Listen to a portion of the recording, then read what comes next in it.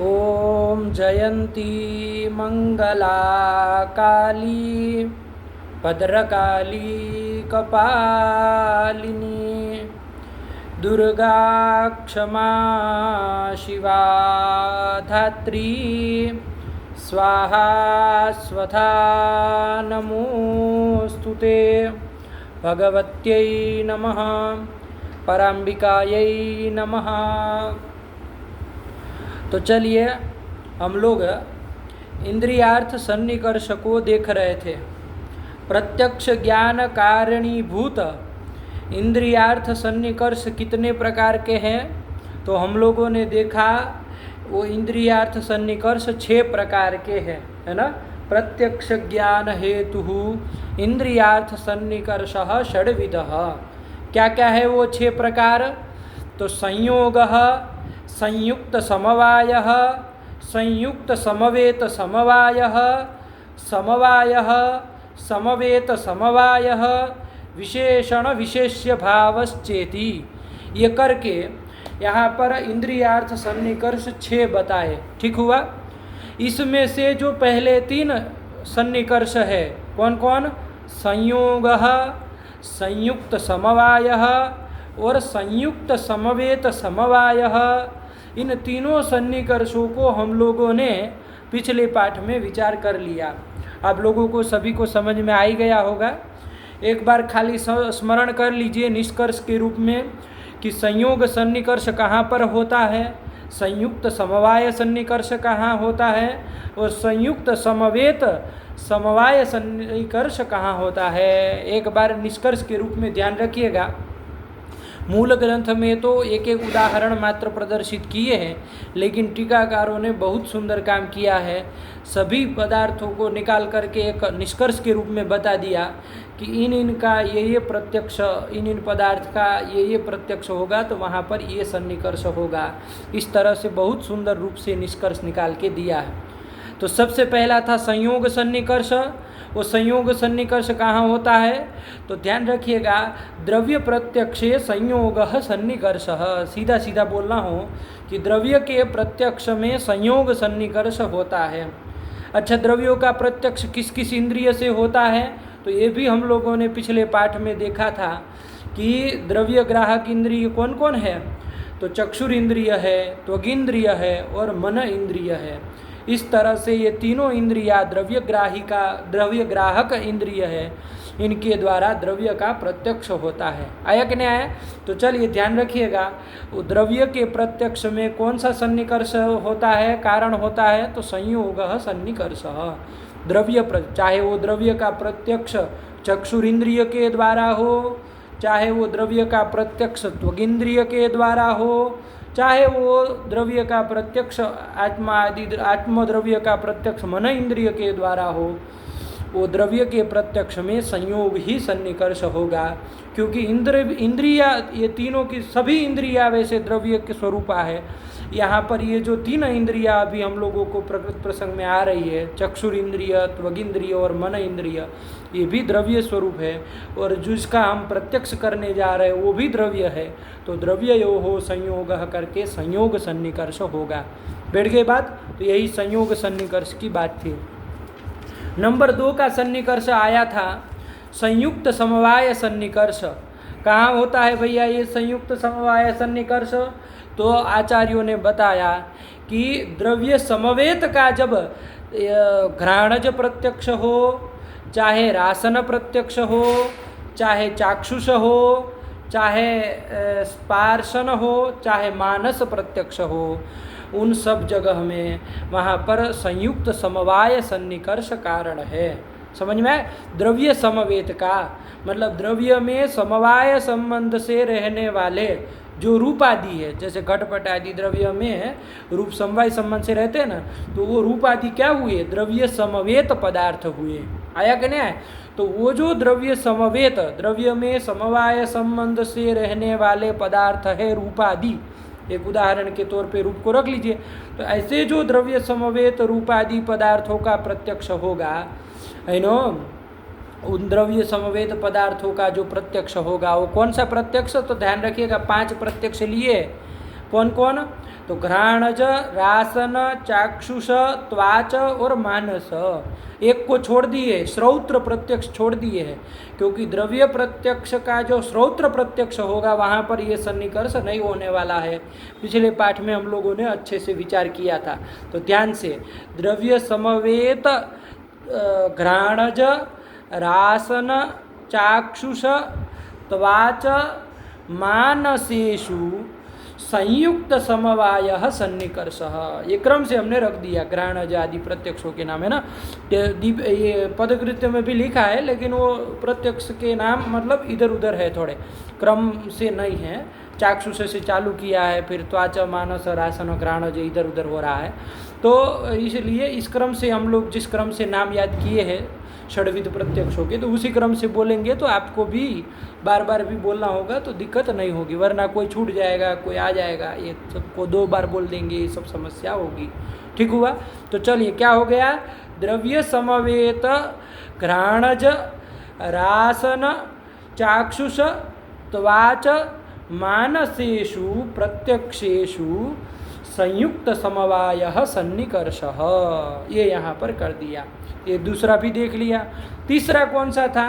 संयुक्त समवेत समवाय सन्निकर्ष था, तो वहाँ पर भी बताया ये कहाँ होता है, तो कहा कि भैया द्रव्य समवेत पदार्थ का घ्राणज, रासन, चाक्षुष, त्वाच और मानस प्रत्यक्ष होगा, तो वहाँ पर संयुक्त समवेत समवाय सन्निकर्ष होगा।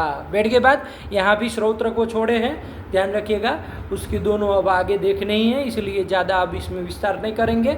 बस ध्यान रखिएगा कि द्रव्य समवेत का ये घ्राणज आदि, श्रोत्र को छोड़ के घ्राणज आदि जो 5 प्रत्यक्ष है वो करने हों, तो वहाँ पर संयुक्त समवेत समवाय सन्निकर्ष होता है। तो बस इस तरह से निष्कर्ष के रूप में ध्यान रखिएगा। तो आप कहीं भी बेझिझक बता सकते हैं, जिस किसी भी इंद्रिय के द्वारा जिस पदार्थ का प्रत्यक्ष होगा तो वहाँ कौन सा सन्निकर्ष हुआ, तुरंत आप बता पाएंगे, यदि ये निष्कर्ष आपको ध्यान में होगा तो, वरना आप सोचते रहेंगे और हाथ लगेगा कुछ नहीं। ठीक हुआ? चलिए, तो ये कर दिया।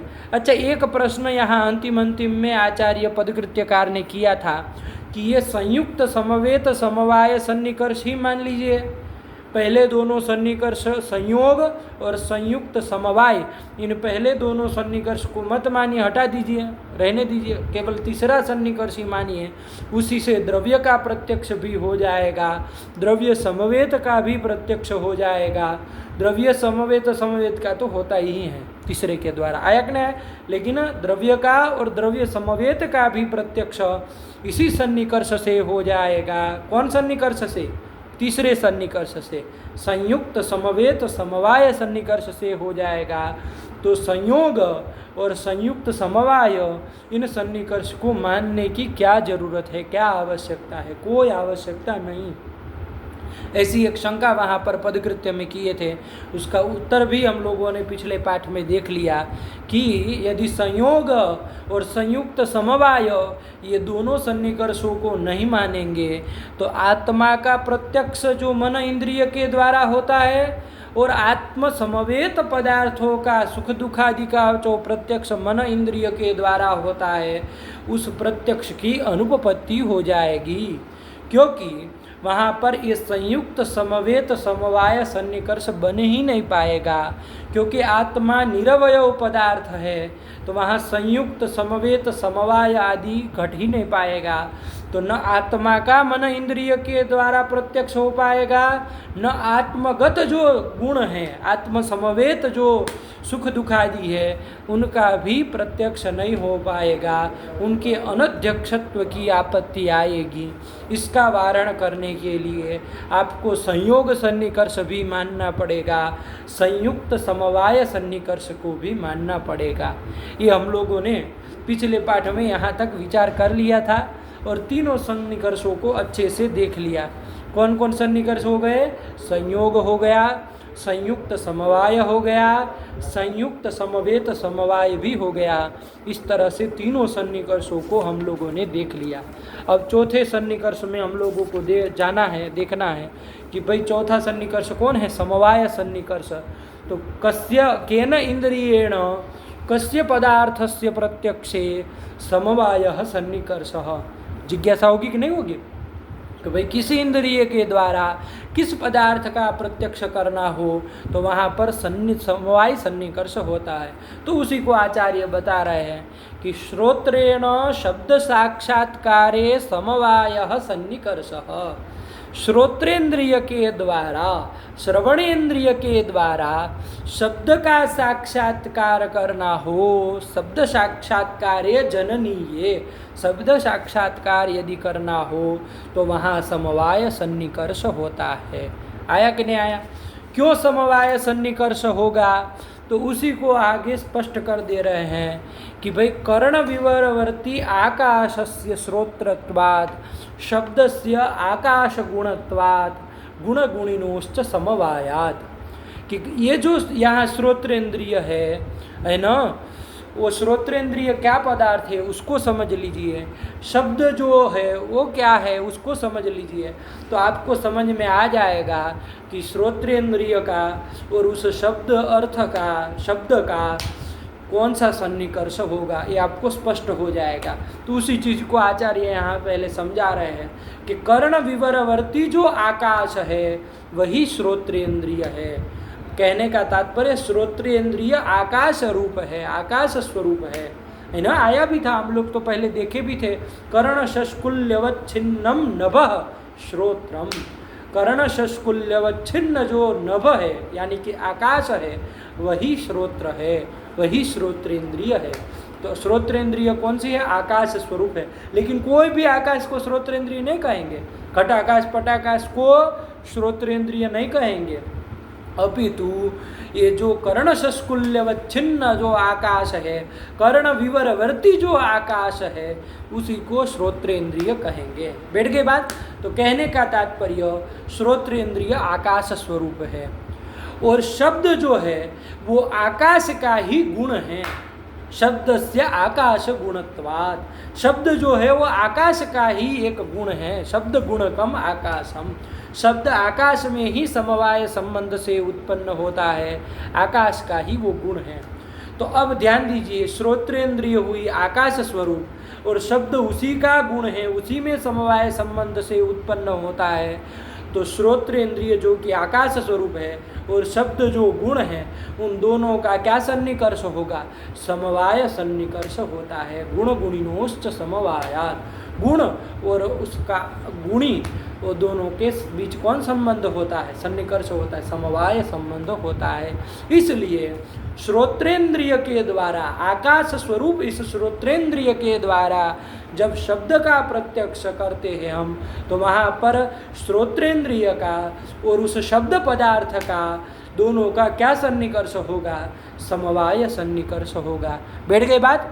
किसी ने उच्चारण किया राम, तो राम शब्द हम लोगों ने अपने कान से सुना, तो वो जो का श्रवणेन्द्रिय के द्वारा उस राम शब्द का प्रत्यक्ष ज्ञान हम लोगों को हुआ। राम शब्द का अजब, राम शब्द का हम लोगों को श्रोत्रेंद्रिय के द्वारा प्रत्यक्ष ज्ञान हुआ, तो वहाँ पर कौन सा सन्निकर्ष हुआ? समवाय सन्निकर्ष हुआ, क्योंकि कर्ण विवरवर्ती आकाश ही श्रोत्रेंद्रिय है और शब्द जो गुण है वही यहाँ पर पदार्थ है। गुण गुणियों के बीच समवाय सन्निकर्ष होता है। इस कारण से श्रोत्रेण शब्द साक्षात्कारे जननीये समवायः सन्निकर्षः, यही यहाँ पर मूलकार ने बता दिया। बात समझ में आई? क्या कहे? श्रोत्रेण शब्द साक्षात्कारे समवायः सन्निकर्षः, यहाँ बीच में जननीये कर दीजिए। श्रोत्रेण शब्द साक्षात्कारे जननीये समवायः सन्निकर्षः। आया कि नहीं? जोड़ना मतलब उसमें काट के कुछ लिखना नहीं है, बस समझिएगा कि पूर्व वाक्यों में जननीये जनने आ रहा था तो उसका यहाँ भी अनुवर्तन कर लीजिएगा, अर्थ करते समय जोड़ दीजिएगा। तो श्रोत्रेण शब्द साक्षात्कारे जननीये समवायः सन्निकर्षः। आया कि नहीं? देखिए, इसीलिए जब संयुक्त समवाय का निरूपण कर रहे थे तो वहाँ पर द्रव्य समवेत श्रोत्र प्रत्यक्ष को छोड़ दिए थे। क्यों छोड़ दिए? क्योंकि ये शब्द जो है वो द्रव्य समवेत तो है, द्रव्य हुआ आकाश, उसमें समवेत ये शब्द है, द्रव्य समवेत शब्द हो गया, उसका श्रोत्र प्रत्यक्ष भी होता है। किस इंद्रिय के द्वारा? श्रोत्रेंद्रिय के द्वारा, श्रवण इंद्रिय के द्वारा होता है, लेकिन वहाँ संयुक्त समवाय सन्निकर्ष नहीं हो रहा है, इसलिए वहाँ पर संयुक्त समवाय में इस श्रोत्र प्रत्यक्ष को छोड़ दिए थे। आया कि ना? क्योंकि यहाँ साक्षात समवाय हो जाएगा, क्योंकि यहाँ पर इंद्रिय साक्षात आकाश स्वरूप है और शब्द उसी का गुण है, इसलिए यहाँ पर सीधे समवाय सन्निकर्ष हो जाएगा, संयुक्त समवाय सन्निकर्ष नहीं होगा, इसलिए छोड़े थे। और अंतिम पाठ में हम आपको इसको स्पष्ट भी किए थे कि उसको छोड़ने का कारण क्या है। ठीक हुआ? तो चलिए मूल ग्रंथ लग गया होगा। क्या कह रहे हैं? श्रोत्रेण शब्द साक्षात्कारे समवायः सन्निकर्षः कर्ण विवरवर्त्याकाशस्य श्रोत्रत्वात् शब्दस्य आकाश गुणत्वात् गुणगुणिनोश्च समवायात्। हेतु दे दिया।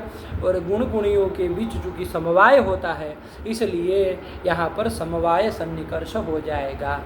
अच्छा, एक बात ध्यान दीजिए, यहाँ लोग प्रश्न पूछते हैं कि भाई किसी व्यक्ति ने जैसे बोला राम शब्द बोला, राम है ना, तो वो तो किसी अन्य देश में आदमी इस राम शब्द का उच्चारण कर रहा है, तो तद्देश से अवच्छिन्न जो आकाश है वहीं पर तो शब्द समवाय संबंधेन उत्पन्न हुआ। श्रोता कहीं दूसरे देश में थोड़ा दूर खड़ा है ना, 5-10 फीट है ना, चाहे थोड़ा भी, जहाँ भी दूर खड़ा हुआ है, तो श्रोत्रेंद्रिय तो वहाँ पर है जहाँ पर श्रोता खड़ा है, वहीं पर कर्ण विवरवर्ती आकाश है, वहीं पर श्रोत्रेंद्रिय है।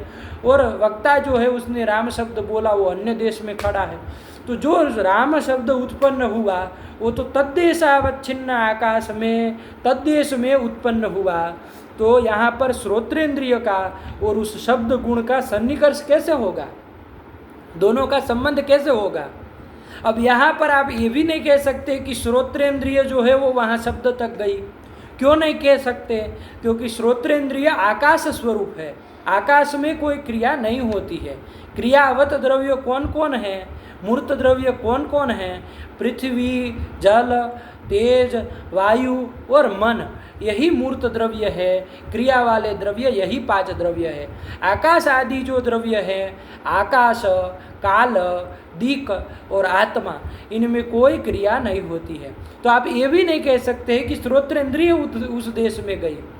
अच्छा, कोई कह दे कि शब्द यहाँ वहाँ से यहाँ आया, तो ये भी नहीं कह सकते, क्योंकि शब्द गुण है, गुण में कोई क्रिया नहीं रहती है। क्रिया रहेगी तो किसी न किसी द्रव्य में ही रहेगी, क्रियावत द्रव्य ही होता है। तो शब्द वहाँ से यहाँ तक आया, ये भी नहीं कह सकते हैं। तो जब शब्द उस देश में उत्पन्न हो रहा है, श्रोत्रेंद्रिय अन्य देश में है, तो वहाँ पर कैसे उन दोनों का, इंद्रिय का और अर्थ का सन्निकर्ष माना जाएगा, संबंध माना जाएगा? और जब तक संबंध नहीं माना जाएगा तब तक वहाँ पर प्रत्यक्ष भी नहीं हो पाएगा।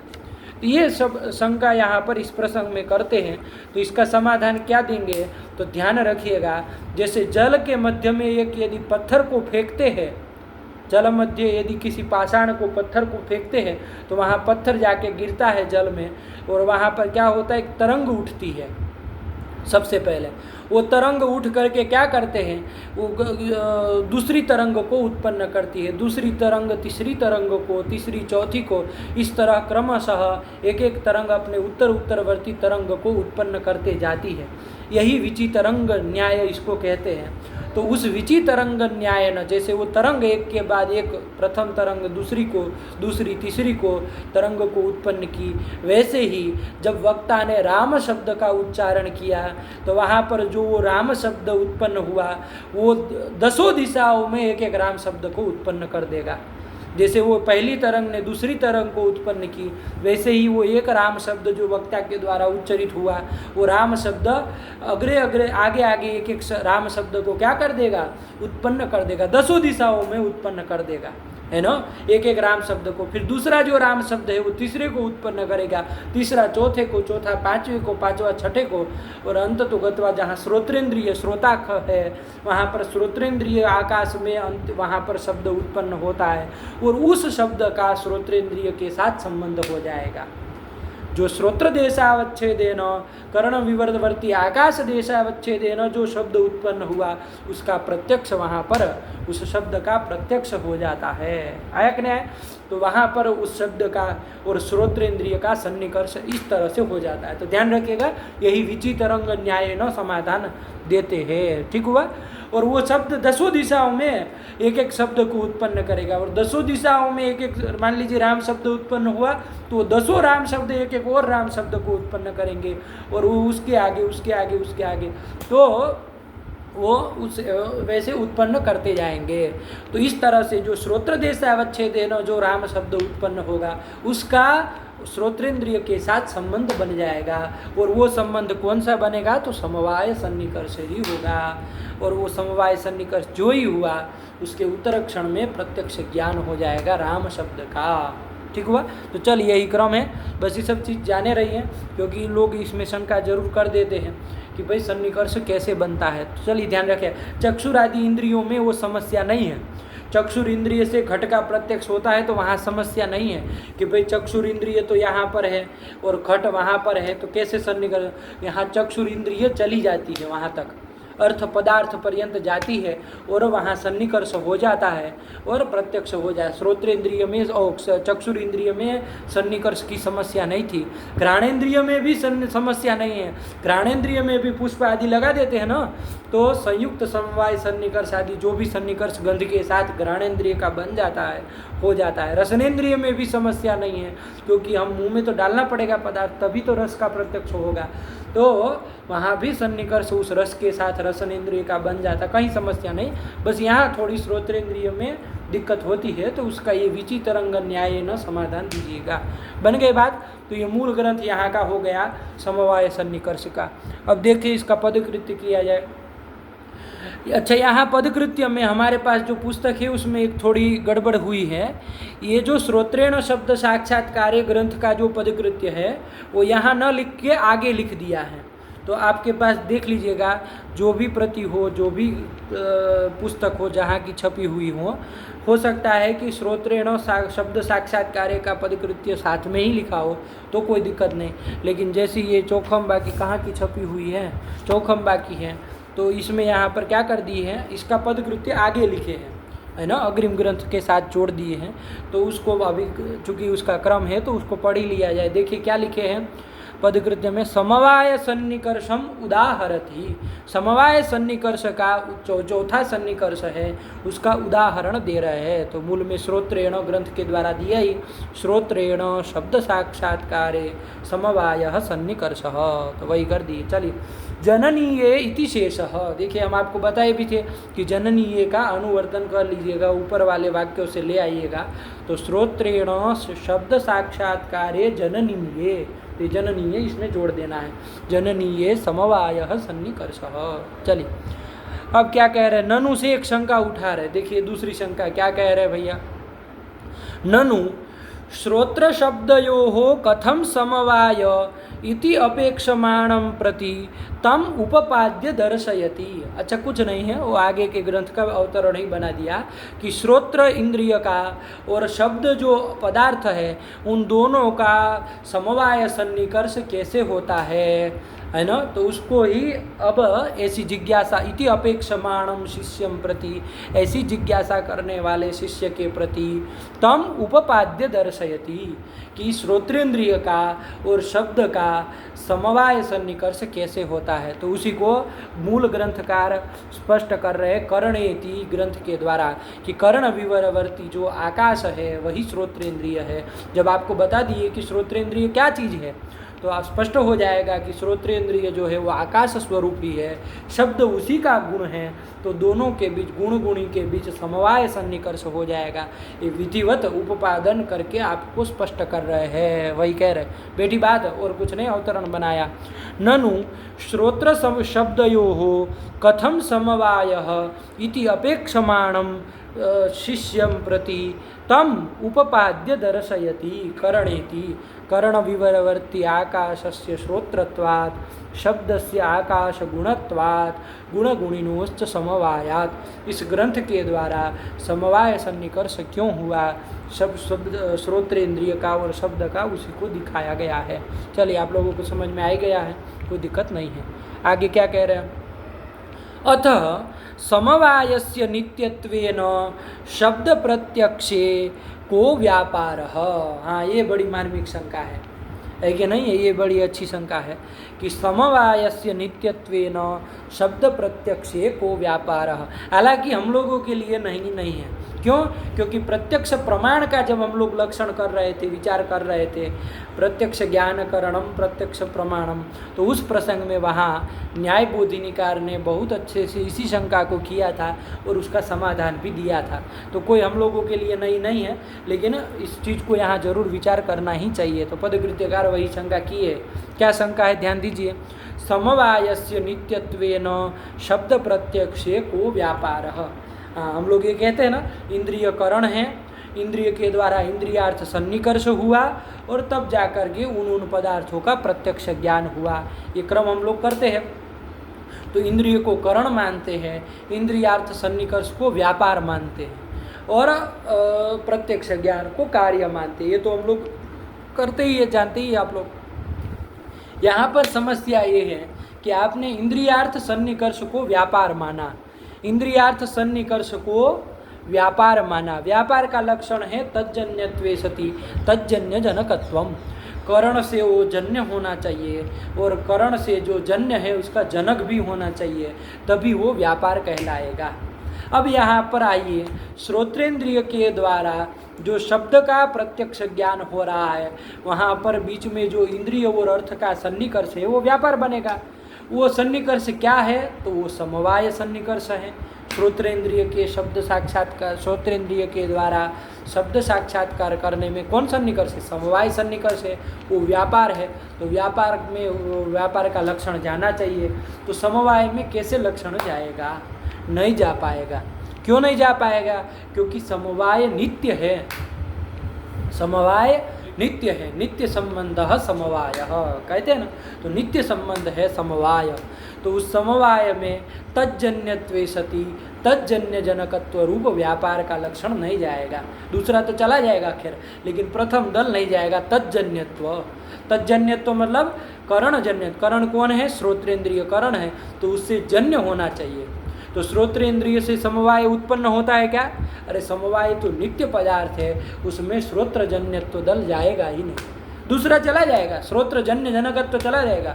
श्रोत्र से जन्य हुआ शब्द का प्रत्यक्ष ज्ञान, उसका जनक चूंकि समवाय सन्निकर्ष है, तो श्रोत्रजन्य जनकत्व तो चला जाएगा, लेकिन श्रोत्रजन्यत्व दल विशेषण दल नहीं जाएगा। तो इसके व्यापार तो नहीं बन पाएगा। ये तो कौन व्यापार होगा, ये ननु करके शंका कर रहे। बात समझ में आई कि न अथ क्या था, अथ समवायस्य नित्यत्वेन शब्द प्रत्यक्षे को व्यापार, कि समवाय तो नित्य है, तो सन्निकर्ष तो समवाय सन्निकर्ष को तो यहाँ व्यापार बना नहीं सकते हैं। तो यहाँ व्यापार कौन बनेगा? शब्द प्रत्यक्षे जननीये कह व्यापार इति चेत, ऐसी शंका हुई अथ के द्वारा।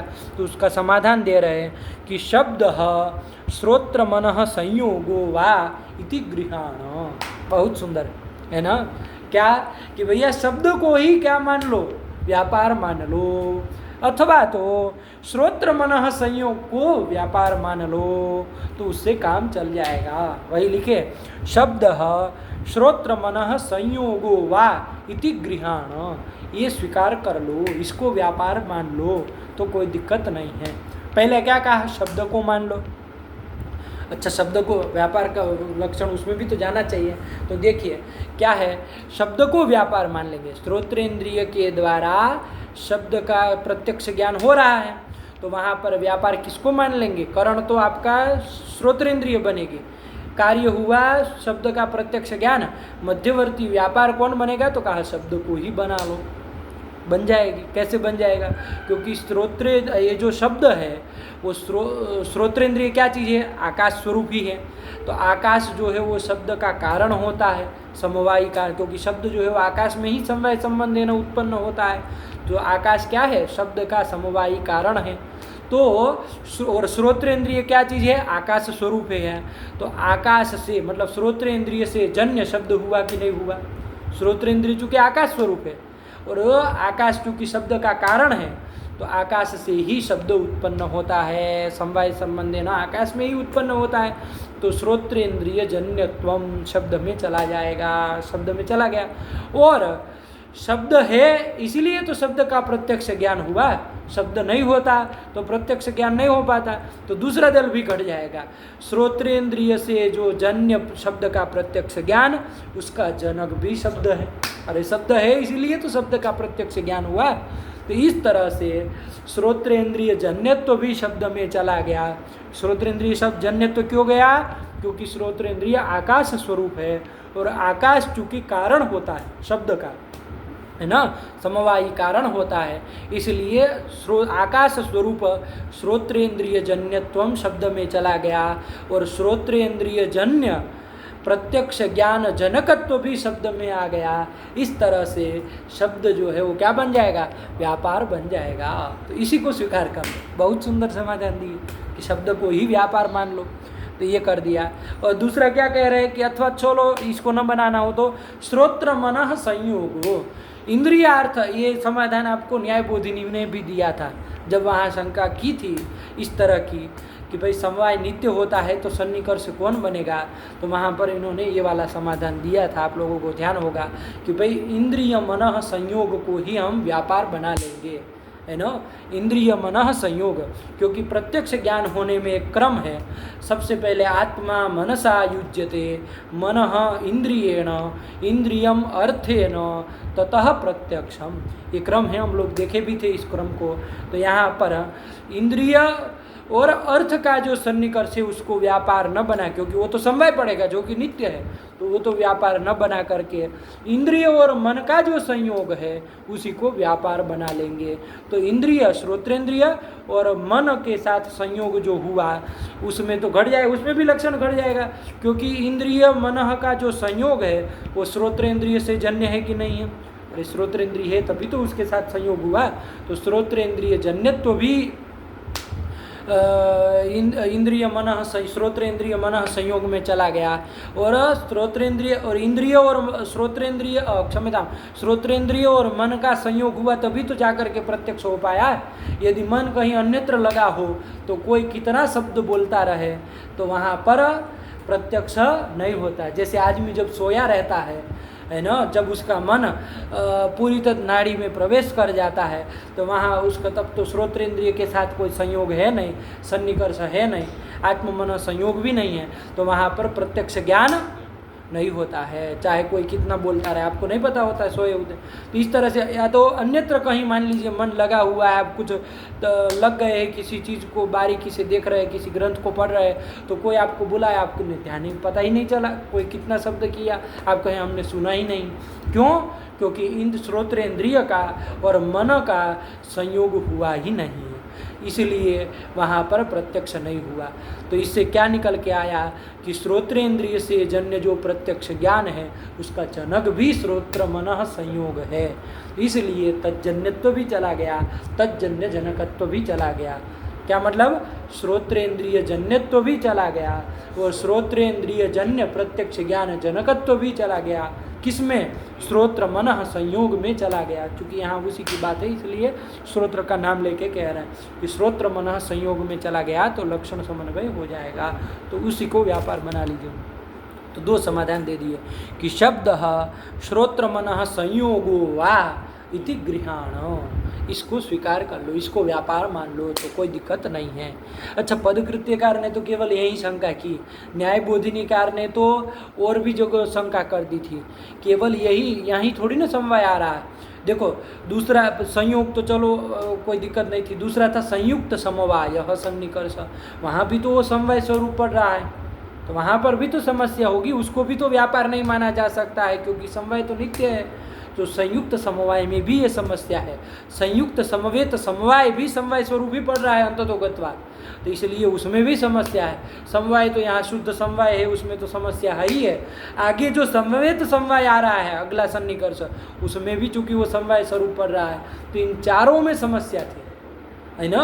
संयोग और विशेषण विशेष्य भाव, इन दो सन्निकर्ष को छोड़ के चारों सन्निकर्ष जो समवाय स्वरूप ही पड़ रहे हैं, वो समवाय नित्य होता है, तो उसको व्यापार नहीं बनाया जा सकता। ये चारों में समस्या है। तो इसलिए न्याय बोधिनीकार ने सभी के लिए सामान्य रूप से कह दिया कि इंद्रिय मनः संयोग को ही व्यापार बना लो, है ना, तो सभी का समाधान हो जाएगा। तो इस तरह से पहले हम लोग इसको विचार कर चुके हैं, कोई बात नहीं। यहाँ चूंकि पदकृत्यकार ने केवल यही क्यों शंका की कि यहाँ शुद्ध समवाय सन्निकर्ष है, बाकी जगह तो कुछ न कुछ जुड़ा हुआ है, कहीं संयुक्त जुड़ा है, कहीं संयुक्त संवेद जुड़ा है, कहीं संवेद जुड़ा है। तो इस तरह से, लेकिन समस्या तो वहाँ भी आएगी क्योंकि समवाय नित्य है और वो सब सन्निकर्ष अंततोगत्वा समवाय स्वरूप ही पड़ रहा है। तो चलिए, तो कुल मिला के समाधान यहाँ का आ गया कि नहीं आ गया। अथ समवायस्य नित्यत्वेन शब्द प्रत्यक्षे को व्यापारः इति चेत शब्दः श्रोत्र मनः संयोगो वा इति गृहाण। ये समाधान कर दिए, बहुत सुंदर। चलिए आगे चला जाए। अब आ रहा है, क्या आ रहा है, अब चलो ये यहाँ, ये जितना यहाँ से पदकृत्य हुआ वो पूर्व ग्रंथ का पदकृत्य था, इन्होंने थोड़ा छापने वाले ने गड़बड़ कर दी है, नीचे लिख दिया। ये पूरा उठा के वहाँ रखिएगा। अब आइए अगला सन्निकर्ष देखा जाए। तो कितने सन्निकर्ष देख लिए? 4 सन्निकर्ष देख लिए। संयोग, संयुक्त समवाय, संयुक्त समवेत समवाय और समवाय, इन 4 सन्निकर्षों को देख लिया।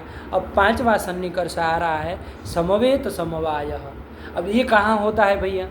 समवेत समवाय सन्निकर्ष कहाँ होता है?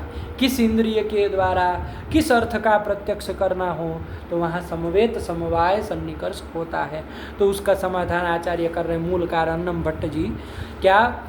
शब्दत्व साक्षात्कारे समवेत समवायः सन्निकर्षः। शब्दत्व का जब साक्षात्कार करेंगे, अभी तो शब्द का था, लेकिन शब्द में रहने वाली जो शब्दत्व जाति है, कत्व खत्व आदि जो भी जाति है, शब्दत्व जाति है, उसका जब साक्षात्कार मतलब प्रत्यक्ष ज्ञान करना होगा तो वहाँ पर समवेत समवाय सन्निकर्ष होगा। आया कि नहीं? अच्छा, इसमें कौन इंद्रिय के द्वारा? तो यो गुणो येन इंद्रियेण गृह्यते तद्गता जातिरपि तेनैव इंद्रियेण गृह्यते। तो शब्द गुण का प्रत्यक्ष श्रोत्रेंद्रिय के द्वारा होता है, तो शब्द गुणगता जो जाति है, शब्दत्व जाति, उसका प्रत्यक्ष भी श्रोत्रेंद्रिय के द्वारा ही होगा। तो ध्यान रखिएगा, जोड़ दीजिएगा कि श्रोत्रेण शब्दत्व साक्षात्कारे समवेत समवायः सन्निकर्षः। कि श्रोत्रेंद्रिय के द्वारा शब्दत्व का जब साक्षात्कार करना होगा तो वहाँ पर समवेत समवाय सन्निकर्ष होगा। कैसे? तो उसको घटा के आगे बता भी रहे हैं। श्रोत्र समवेते शब्दे शब्दत्वस्य समवायात्।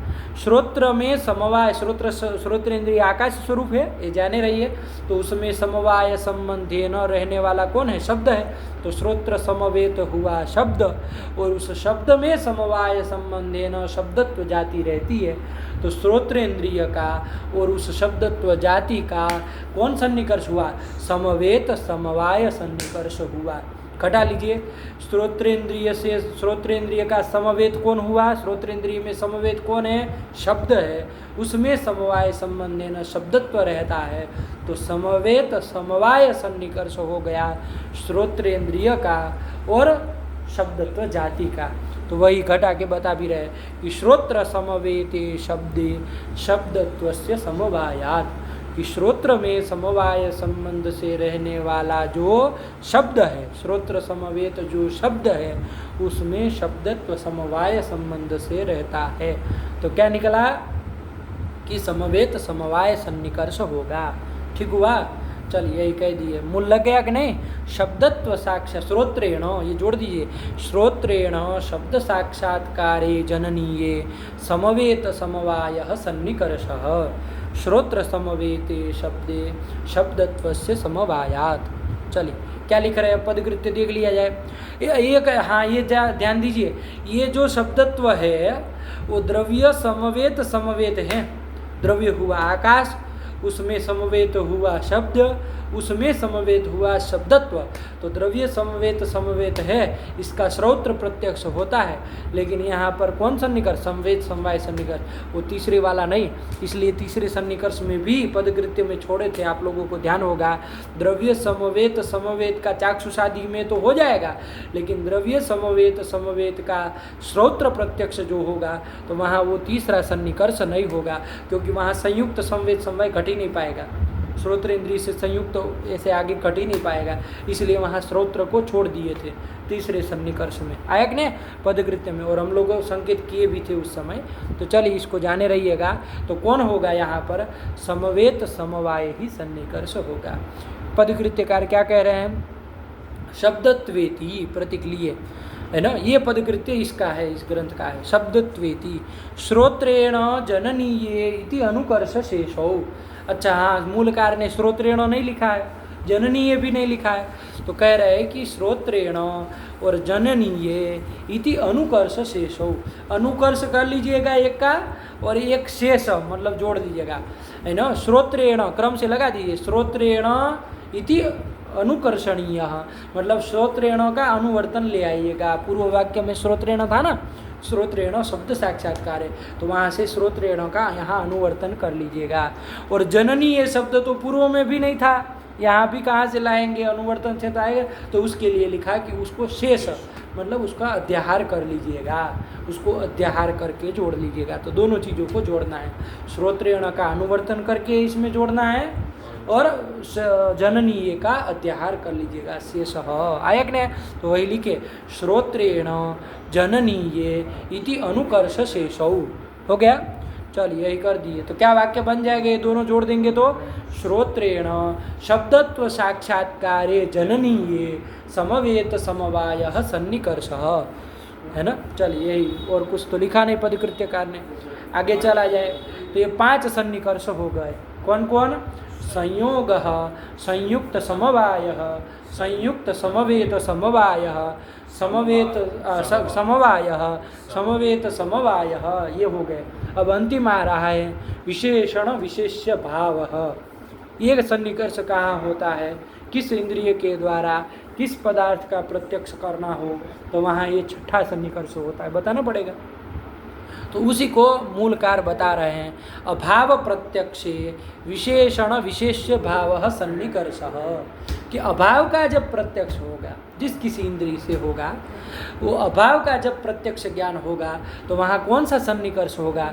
तो वहाँ संयोग आदि सन्निकर्ष से काम नहीं चलेगा, क्योंकि अभाव के साथ न संयोग हो पाएगा इंद्रिय का, किसी भी इंद्रिय का अभाव के साथ न संयोग होगा, न संयुक्त समवाय होगा, न संयुक्त समवेत समवाय होगा, न समवाय होगा, न समवेत समवाय, कोई सन्निकर्ष से नहीं काम चलेगा। तो ये छठा सन्निकर्ष वहाँ होगा, विशेषण विशेष्य भाव सन्निकर्ष। आया कि नहीं आया? तो वही लिख रहे, अभाव प्रत्यक्षे जननीये विशेष्य विशेषण भाव सन्निकर्षः। अच्छा, विशेषण विशेष्य भाव इसमें लिखा, हम लोग विशेष्य विशेषण भाव बोल देते हैं, तो कोई फर्क नहीं है ना, बात वही की वही है। तो चलिए विशेषण विशेष्य भाव सन्निकर्ष होगा। अब इसको थोड़ा अच्छे से समझिए कि विशेषण विशेष्य भाव मतलब कैसे। जैसे मान लीजिए भूतल में, यहाँ इस भूतल में कोई घड़ा नहीं रखा है, तो भूतल में हमको घटा भाव का चक्षुर इंद्रिय के द्वारा प्रत्यक्ष हो रहा है। ठीक है, ये तो मान रहे हैं कि हम अपने आँख से देख रहे हैं कि यहाँ घड़ा नहीं है, लोग व्यवहार करते हैं, तो चक्षुर इंद्रिय के द्वारा भूतल में घटा भाव का हमको प्रत्यक्ष हो रहा है। तो इंद्रिय है चक्षुर इंद्रिय, और पदार्थ है घटा भाव, है ना, अभाव पदार्थ है। तो इन दोनों के बीच सन्निकर्ष कौन सा होगा? तो विशेष्य विशेषण भाव सन्निकर्ष होगा। अब इसमें आदमी उलझ जाएगा कि भैया कैसे विशेषण विशेष्य भाव, ये चक्षुर इंद्रिय और ये जो आपका घट है उसमें तो कोई विशेषण विशेष्य कुछ नहीं लग रहा है, कैसे विशेष्य विशेषण भाव सन्निकर्ष होगा? तो इसको ध्यान से समझिएगा। इसमें 2 चीज़ है विशेष्य विशेषण भाव में। कैसे बना है ये शब्द, ध्यान दीजिए। विशेषण विशेष्य भाव, ये शब्द कैसे बना इसके ऊपर ध्यान दीजिए। विशेषणम च विशेष्यश्च इति विशेषण विशेष्यौ। आया कि नहीं आया? विशेषण विशेष्यौ, इतरेतर द्वंद्व समास कर लिए। और तयो हो विशेषण विशेष्यो हो भाव विशेषण विशेष्य भाव, षष्ठी तत्पुरुष कर लिए। पहले इतरेतर द्वंद्व विशेषण और विशेष्य का, और फिर विशेषण विशेष्य का भाव के साथ षष्ठी तत्पुरुष समास कर लेंगे तो शब्द बन जाएगा विशेषण विशेष्य भाव। अब यहाँ ध्यान दीजिए, एक नियम है, द्वंद्वान्ते श्रूयमाणम पदम प्रत्येकम अभिसंबध्यते। यहाँ विशेषण और विशेष्य का द्वंद्व किए थे, उसके अंत में समीप में श्रूयमाण जो भाव पद है उसका प्रत्येक के साथ संबंध होता है। तो विशेषण के साथ भी भाव जुड़ेगा और विशेष्य के साथ भी भाव जुड़ेगा, तो विशेषण भाव विशेष्य भाव ये मिल जाए। ये निकला कि नहीं निकला? विशेषण विशेष्य भाव से क्या निकला? विशेषण भाव विशेष्य भाव। चाहे विशेष्य विशेषण भाव लिखा हो तो वैसे कर लीजिएगा, तो विशेष्य भाव विशेषण भाव, उससे हमको कोई फर्क नहीं पड़ेगा। तो ये दो निकल गए। और आप लोग जानते हैं कि भाव में ही त्वतल प्रत्यय होते हैं, तस्य भावस् त्वतलौ। तो भाव बोलो, चाहे त्व जोड़ो चाहे तल जोड़ो, आया कि नहीं? तो चाहे भाव बोल दिए हम विशेषण भाव, तो इसकी जगह हम विशेषणत्व भी बोल सकते हैं, और तल कर देंगे तो विशेषणता भी बोल सकते हैं। तीनों पर्याय है, कोई अंतर नहीं। विशेषण भाव बोलो, विशेषणत्व बोलो, चाहे विशेषणता बोलो, आया कि नहीं? तल प्रत्यय करते हैं तो स्त्रीलिंग में हो जाता है, व्याकरण का नियम है तलंतम स्त्रियां, अभी हमको उसमें नहीं जाना है। तो तीनों पर्याय। ऐसे ही विशेष्य भाव बोलो, विशेष्यत्व बोलो, विशेष्यता बोलो, कोई अंतर नहीं है, आया कि नहीं? तो यही सन्निकर्ष हो जाएगा, या तो विशेषणता सन्निकर्ष हो जाएगा या तो विशेष्यता सन्निकर्ष हो जाएगा। अभी भी आप कहेंगे कि भाई घटा भाव का प्रत्यक्ष हो रहा है चक्षुरिंद्रिय के द्वारा, यहाँ विशेषणता विशेष्यता कैसे घटेगा? तो टीकाकार लोग स्पष्ट करेंगे, लेकिन आप लोग समझ लीजिए, वहाँ विशेषणता से तात्पर्य है इंद्रिय संबद्ध विशेषणता, विशेष्यता से तात्पर्य है इंद्रिय संबद्ध विशेष्यता, ये तात्पर्य है। इसको दिमाग में बिठा लीजिए, अभी पदकृत्यकार बताएंगे ही, लेकिन विशेषणता से क्या तात्पर्य है? इंद्रिय संबद्ध विशेषणता, और विशेष्यता से तात्पर्य है इंद्रिय संबद्ध विशेष्यता, इसी में तात्पर्य है। अब बैठ जाएगा, जैसे घटा भाववद भूतलम, घटा भाव वाला भूतल है, ये कहा कि नहीं कहा? घटा भाव वाला भूतल है, घटा भाववद भूतलम, ये कहा। तो यहाँ पर चक्षुर इंद्रिय के द्वारा भूतल में घटा भाव का हमको प्रत्यक्ष हो रहा है कि नहीं हो रहा? तो यहाँ कौन सा सन्निकर्ष है? तो ध्यान से, कौन सा सन्निकर्ष है? इंद्रिय संबद्ध विशेषणता सन्निकर्ष है, ये घट जाएगा, आराम से समन्वय हो जाएगा। क्या था? घटा भाववद भूतलम, ये कहा। तो इसमें आपको पता है कि कौन विशेषण है कौन विशेष्य है। घटा भाववद भूतल में आप बता सकते हैं कि कौन विशेषण है कौन विशेष्य है? तो भूतल जो है वो विशेष्य है और घटा भाव जो है वो विशेषण है। जैसे घटवद भूतलम में भूतल विशेष्य होता है, घट विशेषण होता है, वैसे ही घटा भाववद भूतलम किसी ने कहा तो वहाँ पर कौन विशेषण है कौन विशेष्य है? भूतल विशेष्य है और घटा भाव विशेषण है। घटा भाव विशेषणम भूतलम विशेष्यम, आ जाएगा। तो यही है। तो अब यहाँ पर घटा, ये कौन सा सन्निकर्ष है? इंद्रिय संबद्ध विशेषणता सन्निकर्ष है। इंद्रिय से संबद्ध कौन होगा? भूतल होगा, और उसमें विशेषण कौन है? घटा भाव है। विशेषणता किस में गई? घटा भाव में गई। ये सन्निकर्ष हो गया। चक्षुर इंद्रिय के द्वारा घटा भाव का जब प्रत्यक्ष हो रहा है तो वहाँ पर कौन सा सन्निकर्ष है? तो विशेष, शॉर्ट में बोलना हो तो विशेषणता सन्निकर्ष है, लेकिन शॉर्ट में बोलेंगे तो समझ नहीं आएगा कि कौन कहाँ विशेषण हो गया, गड़बड़ा जाएगा हिसाब, है ना? कि भाई विशेषणता कैसे विशेषणता? आँख का विशेषण तो वो है नहीं कि विशेषणता सीधे ले जाए घटा भाव में। तो ध्यान रखिएगा, इंद्रिय संबद्ध विशेषणता, ये जोड़िएगा।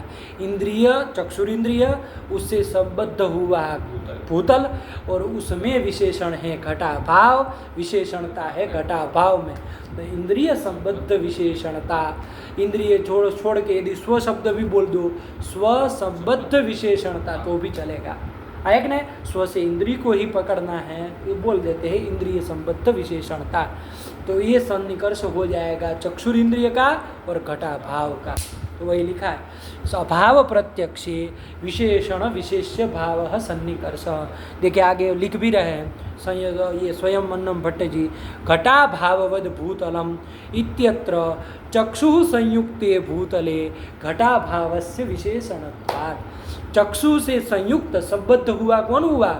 भूतल हुआ, और उसमें विशेषण है घटाभाव, विशेषणता घटाभाव में गई, तो चक्षुर इंद्रिय का और उस घटाभाव का सन्निकर्ष हो गया इंद्रिय स्वसंबद्ध विशेषणता। संबद्ध बोल देंगे तो स्पष्ट रहेगा, है ना। स्वसंबद्ध विशेषणता सन्निकर्ष हो गया। बैठ गई बात, तो यही कर दिया। अच्छा, ये तो विशेषणता का देखें, विशेष्यता का क्या उदाहरण दिया जाए, है ना। विशेष्यता सन्निकर्ष कहाँ, कोई उदाहरण दीजिए, तो कोई नहीं। विशेष्यता का क्या तात्पर्य है? इंद्रिय संबद्ध विशेष्यता। आयक ने है तो विशेष्यता, जैसे एक उदाहरण देना हो तो क्या देंगे? तो जैसे कोई कह दे यहाँ तो घटाभाववद भूतलम था, लेकिन भूतले घटाभाव, ये कहा जाए भूतल में घटाभाव, भूतल में घटाभाव का प्रत्यक्ष हो रहा है, तो भूतले घटाभाव। तो यहाँ पर कौन विशेषण है, कौन विशेष्य है? तो यहाँ पर घटाभाव विशेष्य है, प्रथमांतार्थ विशेष्य होता है नैयायिकों के मत में। आयक ने वो सप्तम्यंत जो घट भूतले है वो विशेषण बन जाएगा। आयक ने तो यहाँ इंद्रिय संबद्ध हुआ भूतल, चक्षुर इंद्रिय से संबद्ध कौन हुआ? भूतल हुआ, उसमें विशेष्य कौन है? घटाभाव। विशेष्यता किसमें गई? घटाभाव में। तो इंद्रिय संबद्ध विशेष्यता सन्निकर्ष हो गया चक्षुर इंद्रिय का और घटाभाव का। बैठ गई बात? अरे इधर से ले जाएंगे, अभाव के साथ में सन्निकर्ष करना है चक्षुर इंद्रिय का, जिस किसी भी इंद्रिय का, तो इंद्रिय संबद्ध विशेष्यता। तो घटाभाववद भूतलम हो, घटाभाव वाला भूतल ऐसा यदि हो तो वहाँ पर इंद्रिय संबद्ध विशेषणता होगा, और भूतले घटाभाव कह दे तो वहाँ पर इंद्रिय संबद्ध विशेष्यता। तो यही इंद्रिय संबद्ध विशेषणता, इंद्रिय संबद्ध विशेष्यता, इसी को विशेष्य विशेषण भाव सन्निकर्ष कहते हैं। यही छठा सन्निकर्ष है। वही कहे अभाव प्रत्यक्षे विशेषण विशेष्य भाव सन्निकर्ष घटाभाववद भूतलम इत्यत्र चक्षु संयुक्ते भूतले घटाभावस्य विशेषणत्वात्। यहाँ घटाभाव विशेषण हो रहा है तो विशेषणता सन्निकर्ष हो जाएगा। कहीं घटाभाव विशेष्य होगा, कहाँ पर? भूतले घटाभाव, तो वहाँ विशेष्यता सन्निकर्ष हो जाएगा। और क्या? चलिए पदकृत्य देखा जाए, मूल ग्रंथ लगी गया। विशेषणेति प्रतिक्रिया क्या कह रहे भैया? विशेषणेति करके विशेषण भावो विशेष्य भावश्चेति बोध्यम। कि विशेष्य विशेषण भाव से क्या समझना? विशेषण विशेष्य भाव से क्या समझना? तो विशेषण भाव विशेष्य भावश्च इति बोध्यम, ये समझना चाहिए। दो चीज समझनी, दो अंश निकल रहे हैं ना। लिखा तो एक ही सन्निकर्ष है, लेकिन इसमें से दो अंश निकल रहा है ना, क्योंकि द्वंद्वान्ते श्रूयमाणम भावपदम प्रत्येकम अभिसंबध्यते, तो विशेषण के साथ भी भाव लगेगा, विशेष्य के साथ भी भाव लगेगा। तो विशेषण भाव विशेष्य भाव, ये समझना। चलिए जानते ही है विशेषण भावो विशेष्य भावश्च इति बोध्यम। और इसका देखो और स्पष्ट कर दे रहे हैं कि इंद्रिय संबद्ध विशेषणत्वम इंद्रिय संबद्ध विशेष्यत्वम इति यावत। देखो फलितार्थ यहाँ तक गए, क्योंकि जब तक ये व्याख्यान नहीं करेंगे तो दिमाग काम ही नहीं करेगा कि भाई विशेषण भाव सन्निकर्ष मतलब विशेषणता सन्निकर्ष, विशेष्यत भाव मतलब विशेष्यता सन्निकर्ष। तो कैसे विशेषणता विशेष्यता? सीधा इंद्रिय के साथ उस अभाव का कैसे विशेषणता, कैसे विशेषता? नहीं ना समझ में आएगी। इसलिए फलितार्थ और आगे बढ़ा दे रहे कि इंद्रिय संबद्ध विशेषणत्वम इंद्रिय संबद्ध विशेष्यत्वम इति यावत। ये विशेषण विशेष्य भाव सन्निकर्ष का यही तात्पर्य है। दो निकालना है, क्या क्या?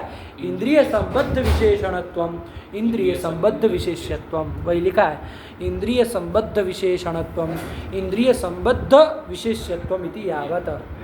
विशेषण भाव सन्निकर्षम उपपाद्य दर्शयति। मूल में जो उदाहरण दिया है वो कौन से सन्निकर्ष का उदाहरण दिया? विशेष्य भाव का नहीं दिया। घटा भाववद भूतलम है ना, तो विशेषण भाव का उदाहरण दिया हुआ है, क्योंकि वो विशेषणता सन्निकर्ष वहाँ बन रहा है। इंद्रिय संबद्ध हुआ भूतल, उसमें विशेषण है घटा भाव, विशेषणता घटा भाव में गई। तो मूल में जो उदाहरण कह रहे विशेषण भाव सन्निकर्षम उपपाद्य दर्शयति घटा भाववद भूतलम इत्यादि नाम, तो इसका उदाहरण दिया। अब प्रश्न आएगा कि भैया मूलकार ने तो केवल इसी का दिया, विशेषणता सन्निकर्ष का ही उदाहरण दिया, विशेष्यता सन्निकर्ष का उदाहरण भी दीजिए। तो पद कृत्यकार दे रहा है, हम लोगों ने तो देख लिया था भूतले घटा भाव, अब दे रही है यह भूतले घटो नास्ति। क्या दिया? भूतले घटो नास्ति। भूतले को सप्तम में थे तो विशेषण बनना है, और घटो नास्ति, घटो नास्ति मतलब घटा भाव अस्ति, यही ना है। तो घटा भाव जो प्रथमांत बन रहा है, प्रथमांत पदार्थ बन रहा है, वो विशेष्य होगा। ठीक है, तो वही कह रहे हैं यह भूतले घटो नास्ति इत्यादो विशेष्यता सन्निकर्ष अवसेय। वहाँ पर विशेष्यता सन्निकर्ष जानना चाहिए, बोद्धव्य बोध्य।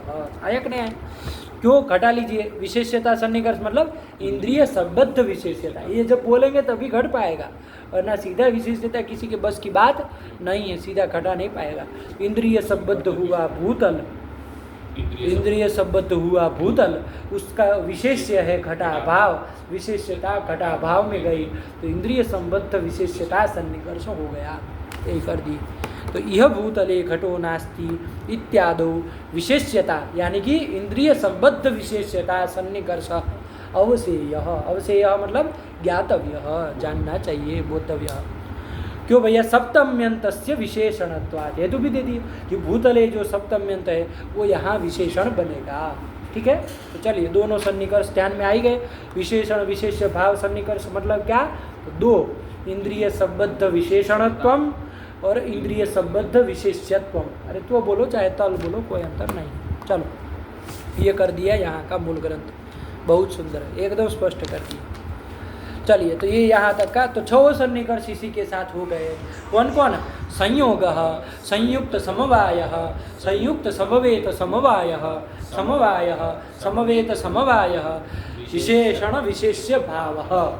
इस तरह से प्रत्यक्ष ज्ञान के कारणीभूत जो इंद्रियार्थ सन्निकर्ष है 6 प्रकार के, उन 6 को हम लोगों ने अच्छे से देख लिया, और पदकृत्यकार ने बहुत बड़ा उपकार कर दिया उस मूल ग्रंथ को समझा करके, है ना। चलिए बहुत स्पष्ट कर दिए, एकदम साफ हो गया, नहीं हो गया?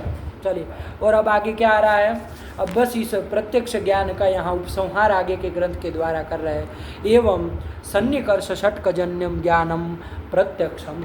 अब इस उपसंहार को हम लोग बाद में देखेंगे, अगले पाठ में देखेंगे, है ना। हमारी इस 6 सन्निकर्ष में जो न्याय बोधिनी का अंश है 1.5 पृष्ठ की है, वो भी अवशिष्ट है, उसको भी देखना है। तो उसको देख करके तब हम लोग इस प्रत्यक्ष खंड का उपसंहार करेंगे, अंतिम ग्रंथ को पढ़ेंगे। तो समय भी हो गया, इस पाठ को यहीं रखा जाए। आप लोग लगाइए पाठ को, यदि कहीं भी संदेह लगे तो बेझिझक पूछ सकते हैं। भगवते नमः, पराम्बिकायै नमः। अस्तु।